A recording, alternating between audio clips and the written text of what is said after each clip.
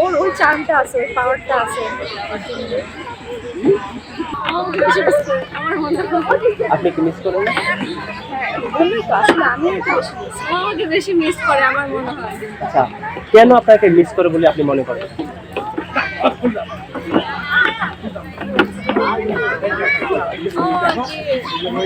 সবকিছু ফ্রেন্ডলি, অনেক ফ্রেন্ডলি, সবকিছু শেয়ার করতে পারি।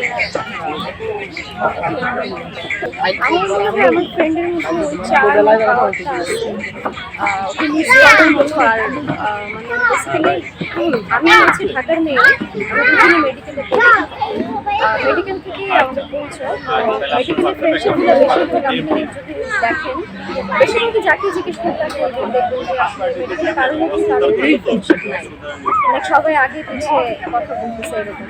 কিন্তু আমার ফ্রেন্ডশিপটা আমরা যখন থেকে মানে রুমমেট হয়েছি তখন থেকে আরো মানে বেশি ভালো হয়েছে। অ্যান্ড ওকে মিস করার কারণ হচ্ছে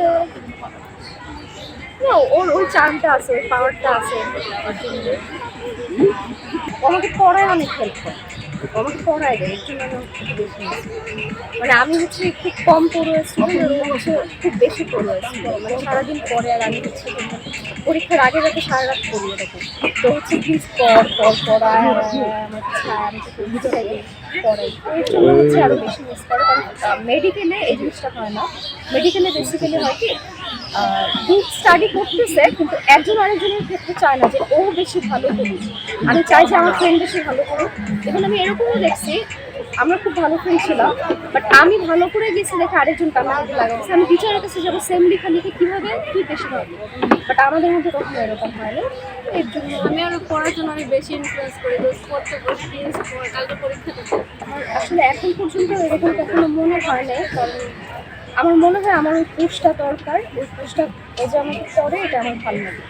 আর পুষটার মধ্যে মানে কোনো নেগেটিভ চিন্তা ভাবনা নাই যে আমি ওকে পুশ করতেছি মেজ এবং যদি আমার থেকে ভালো করে তাহলে তো প্রবলেম, তাহলে তো আগায় গেল।